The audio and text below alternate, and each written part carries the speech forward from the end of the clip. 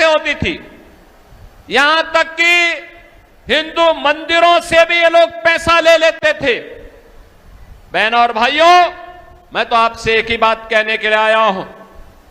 Bharatiya Janata party की सरकार मोदी जी के नेतृत्व में, हरियाणा के अंदर पहले माननीय खट्टर जी के नेतृत्व में, शिव नायब सिंह सैनी जी के नेतृत्व में ये डबल इंजन की सरकार कार्य की है। आज उसके परिणाम दिखाई दे रहे हैं। बेहतर कनेक्टिविटी हुई है, बुनियादी सुविधाएं जनता जनार्दन को मिली है। कोरोना कालखंड में आपने देखा होगा, कांग्रेस के नेता गायब थे, इन लोगों के नेता गायब थे, कोई सेवा का कार्य नहीं कर रहा था। भारतीय जनता पार्टी तब नारा देती थी कि सेवा ही संगठन है, और एक एक कार्यकर्ता सरकार के साथ मिलकर के जनता जनार्दन की सेवा करने के लिए तत्पर दिखाई दे रहा था। बहनों और भाइयों, भारतीय जनता पार्टी इस जज्बे के साथ आज भारत को एक नया नेतृत्व देने की दिशा में प्रधानमंत्री मोदी जी के नेतृत्व में कार्य कर रही है, और इसी कारण से आज मैं आपके बीच आया हूं। चाहे वह अयोध्या में महर्षि वाल्मीकि के नाम पर इंटरनेशनल एयरपोर्ट के निर्माण का कार्य हुआ हो, या फिर बाबा साहब अंबेडकर के पंचतीर्थ को निर्माण करने का कार्य ये कांग्रेस ने नहीं किया। कांग्रेस ने तो बाबा साहब भीमराव अंबेडकर का अपमान किया था, उन्हें चुनाव हरवा दिया था। आज आप देख रहे होंगे कांग्रेस बांग्लादेश के अंदर हिंदू मंदिर तोड़े जा रहे हैं, हिंदू मारे जा रहे हैं, हिंदू काटे जा रहे हैं, लेकिन कांग्रेस एक भी शब्द उनके लिए नहीं निकालती है। कांग्रेस के मुंह से, इन लोगों के मुंह से एक भी शब्द नहीं निकलता है। मैं पूछना चाहता हूं, ये बांग्लादेश के अंदर जिन हिंदुओं पर अत्याचार हो रहा है, इनमें 90% दलित जाति के हिंदू हैं। लेकिन बहनों और भाइयों, कांग्रेस को वोट बैंक की चिंता है, इन लोगों को वोट बैंक की चिंता है, उन्हें हिंदुओं की चिंता नहीं है। और इसीलिए तो बाबा साहब भीमराव अंबेडकर कई लोग अपमान करते हैं। कांग्रेस ने बाबा साहब भीमराव अंबेडकर से जुड़े हुए किसी भी तीर्थ के विकास में कभी रुचि नहीं ली। मोदी जी हैं जिन्होंने बाबा साहब भीमराव अंबेडकर की जन्मभूमि मऊ मध्य प्रदेश में भव्य स्मारक बनाया। बाबा साहब भीमराव अंबेडकर के उच्च शिक्षा का अध्ययन करने के लिए ब्रिटेन के जिस भवन में रह करके उन्होंने उच्च अध्ययन प्राप्त किया था, उस भवन को मोदी जी ने भारत सरकार और महाराष्ट्र सरकार के साथ मिलकर के खरीदा, और फिर भारत से जाने वाले अनुसूचित जाति के छात्रों के लिए छात्रावास और गेस्ट हाउस बनाया। उस भवन को बाबा साहब भीमराव अंबेडकर का स्मारक भी बनाया, और उन्हें स्पेशल स्कॉलरशिप भी उन छात्रों के लिए वहां उपलब्ध करवाई। बाबा साहब भीमराव अंबेडकर ने दिल्ली में रह करके अपना सार्वजनिक जीवन जहां व्यतीत किया, वहां बाबा साहब भीमराव अंबेडकर का भव्य स्मारक बाबा साहब अंबेडकर इंटरनेशनल सेंटर के रूप में विकसित हो चुका है। कभी दिल्ली में जाकर के देखिए, बाबा साहब ने जहां अपनी दीक्षा ली थी, वह भूमि को भी एक भव्य स्मारक बनाने का काम प्रधानमंत्री मोदी जी के नेतृत्व में हुआ है। बाबा साहब भीमराव अंबेडकर ने, बहनों और भाइयों, अंतिम यात्रा जहां उनकी निकली थी, उस चैत्य भूमि में भी भव्य स्मारक बनाने का काम भारतीय जनता पार्टी ने किया है। ये पंचतीर्थ बाबा साहब भीमराव अंबेडकर से जुड़े हुए भारतीय जनता पार्टी की नेतृत्व की, मोदी जी की नेतृत्व की सरकार ने बनाए हैं। और इसीलिए आज मैं आपके पास आया हूं कहने के लिए, चुनाव में जाति के नाम पर तमाम लोग आपके बीच आएंगे। कोई कांग्रेस के नाम पर आएगा, कोई इन लोगों के नाम पर आएगा, कोई निर्दल आपके बीच में आएगा। लेकिन बहनों और भाइयों, ये सब बिना पेंदे के लोटे हैं, लुढ़कने वाले हैं, इनका कोई अपना अस्तित्व नहीं, कोई वजूद नहीं। इनके पास विकास का कोई विजन नहीं है, युवाओं के उज्जवल भविष्य को आगे बढ़ाने के लिए इनके पास कोई योजना नहीं है, इनकी नीयत भी ठीक नहीं है और राष्ट्र के प्रति इनकी नीति भी अच्छी नहीं है। और इसीलिए आज हम सब आए हैं। भारतीय जनता पार्टी ने जो कहा सो करके दिखाया, जो कहा सो करके दिखाया। याद करिए, आज भी देश की सुरक्षा के लिए अपनी जान की बाजी लगाता है हरियाणा का जवान। बॉर्डर की सुरक्षा के लिए, सीमा की सुरक्षा के लिए कांग्रेस के समय में चीन और पाकिस्तान भारत की सीमा में घुसते थे। आज वे हमारी सीमा में नहीं घुसते, बल्कि अगर किसी ने दुस्साहस किया तो भारत का बहादुर जवान पाकिस्तान के अंदर घुस करके पूरी तरह सर्जिकल स्ट्राइक करके उनके आतंकी कैंपों को नष्ट करने का काम करता है। मैं पूछना चाहता हूं, क्या ये कांग्रेस के नेतृत्व में, क्या ये राहुल गांधी के नेतृत्व में, क्या ये संभव हो सकता था? क्या कभी नहीं हो सकता। और मैं पूछना चाहता हूं, कश्मीर में धारा 370 क्या ये कांग्रेस हटाती? क्या धारा 370 हटाने का मतलब आतंकवाद की ताबूत में अंतिम कील ठोंकने का काम कर दिया। अब आतंकवाद नहीं पनप सकता है, अंतिम श्वास गिन रहा है।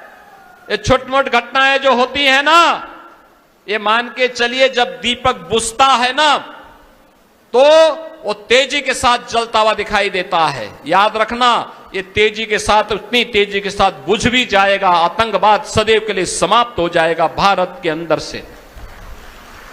और यही नहीं, कश्मीर में धारा 370 क्या कांग्रेस हटा पाती? क्या कभी नहीं हटाती कांग्रेस, क्योंकि कांग्रेस ने ये लगाया था।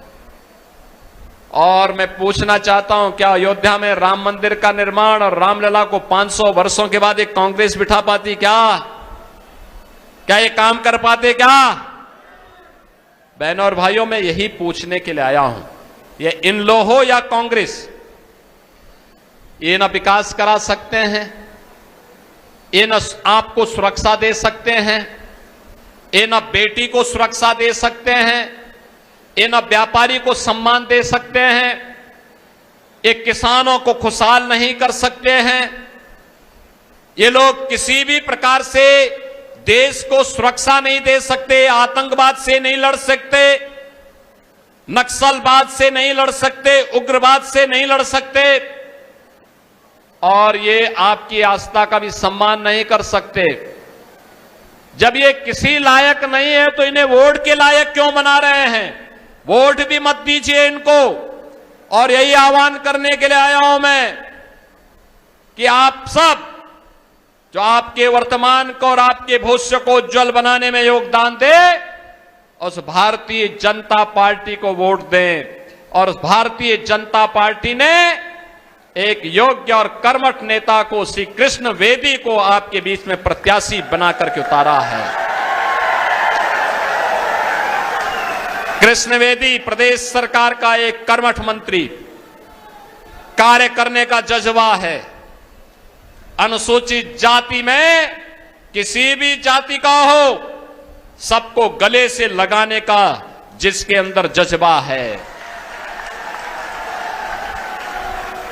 जिन्होंने अपने जीवन का मंत्र बनाया है संत रवि रामानंद की इस पंक्ति को कि जाति पाति पूछे नहीं कोई, हरि को भजे सो हरि का होई। और इस भाव के साथ श्री कृष्ण वेदी लगातार यहां पर भारतीय जनता पार्टी के कार्यकर्ता के रूप में हरियाणा के विकास के लिए मनोहर लाल खट्टर जी के नेतृत्व में, फिर नायब सिंह सैनी जी के नेतृत्व में लगातार यहां के विकास के लिए कार्य किए हैं। और बहनों और भाइयों, आज इसी के लिए मैं आपके पास आया हूं। श्री कृष्ण वेदी को कमल चुनाव चिन्ह पर विजयी बना करके भेजेंगे। दोनों हाथ ला करके मुझे आश्वस्त करो। भेजेंगे, चुनाव जीत करके जाएंगे। बहनों और भाइयों, चुनाव जीतेंगे तब जब आप मेरी बात सुनेंगे, जो मैं कहूंगा वो कार्य करेंगे। आप जितने लोग यहां पर हैं, मेरे साथ संकल्प लीजिए कि 10-10 वोट आप सभी अपने वोट के साथ साथ 10-10 वोट कमल चुनाव चिन्ह पर भाजपा को दिलाएंगे, सभी लोग दिलाएंगे। तो मेरे साथ बोलेंगे भारत माता की, वहां विराजमान हो चुके हैं।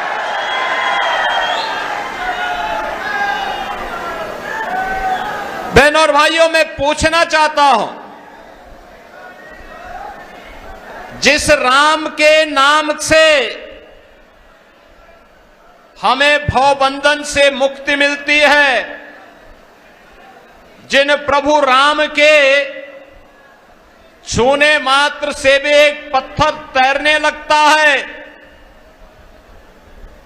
उस प्रभु राम के नाम से कांग्रेस और इन लोगों को ही परेशानी होती थी।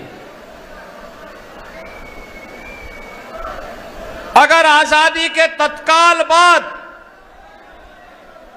अयोध्या में राम मंदिर का निर्माण नहीं हो पाया, तो इसके लिए इस सेकुलरिज्म का लबादा ओढ़ने वाले दल जिम्मेदार हैं, जिनका एक ही प्रयास था, एन केन प्रकारेण भारत की आस्था का अपमान करना, भारत के महापुरुषों का अपमान करना। कांग्रेस भी और इन लोग भी लगातार जीवन भर यही कार्य करती रही। बहनों और भाइयों, इससे बड़ा और क्या हो सकता है। एक और अयोध्या में प्रभु राम लला के भव्य मंदिर का निर्माण का कार्य संपन्न हुआ, रामलला विराजमान हुए, और दूसरी तरफ अयोध्या के इंटरनेशनल एयरपोर्ट का नाम त्रिकालदर्शी ऋषि महर्षि वाल्मीकि जी के नाम पर करने का काम भी प्रधानमंत्री मोदी जी ने किया।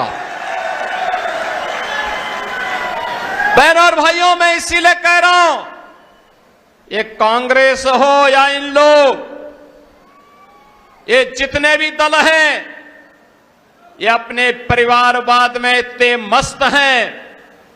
ये कभी बाबा साहब भीमराव अंबेडकर का अपमान करते हैं, कभी प्रभु राम का अपमान करते हैं, प्रभु श्री कृष्ण का अपमान करते हैं, भारत की सुरक्षा में सेंध लगाने का कार्य करते हैं, और अपने राजनीतिक स्वार्थ के लिए सुरक्षा इनके लिए कोई मायने नहीं रखती।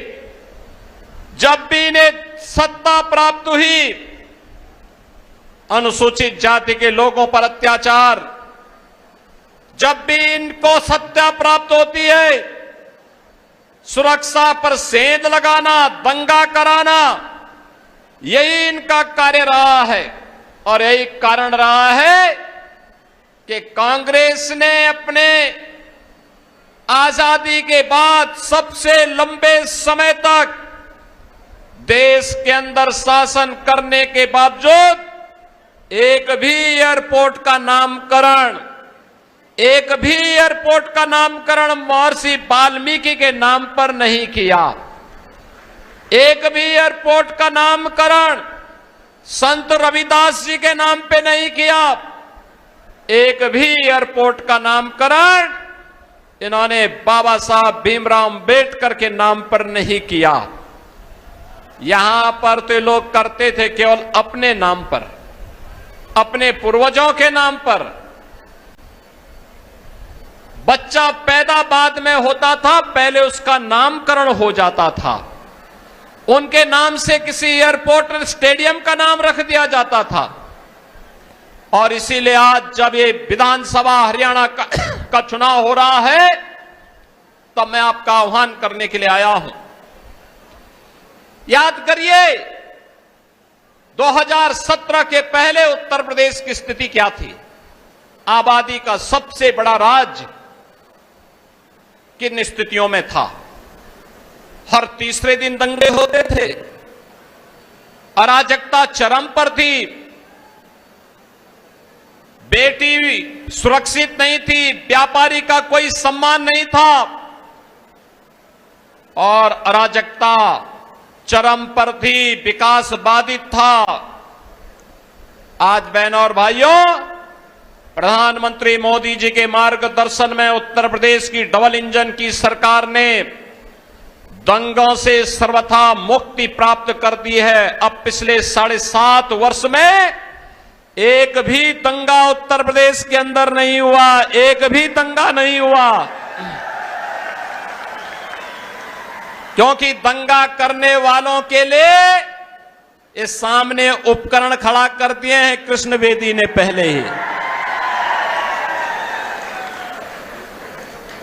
दंगा करने वाला व्यक्ति जानता है कि दंगा करेगा, तो बहनों और भाइयों से मालूम है कि 7 पुश्तों की जो कमाई होगी ये जब्त हो जाएगी और ये गरीबों में वितरित हो जाएगी। आज यूपी में दंगा नहीं, आज बिना भेदभाव के सबका साथ और सबके विकास की भावना के अनुरूप विकास के कार्य हो रहे हैं। आज उत्तर प्रदेश भारत के विकास का बैरियर नहीं, बल्कि उत्तर प्रदेश भारत के विकास का ग्रोथ इंजन बनकर के तेजी के साथ आगे बढ़ रहा है। डबल इंजन की सरकार है तो डबल स्पीड के साथ आगे बढ़ रहा है। और यही तो कार्य आपके हरियाणा में भी हुआ। बहनों और भाइयों, जो यहां भाई भतीजावाद था, कांग्रेस का रहा हो या इन लोग का रहा हो, जो यहां गुंडागर्दी थी, जो यहां चौथ वसूली होती थी, जो भ्रष्टाचार था, पहले माननीय मनोहर लाल खट्टर जी के नेतृत्व में और उसके उपरांत अब नायब सिंह सैनी के नेतृत्व में भारतीय जनता पार्टी की डबल इंजन की सरकार हरियाणा को भारत के विकास का एक महत्वपूर्ण केंद्र बिंदु बनाने का काम की है। आजादी के बाद ये पहली सरकार भारतीय जनता पार्टी की थी जो 10 वर्ष पहले आपने चुनी थी।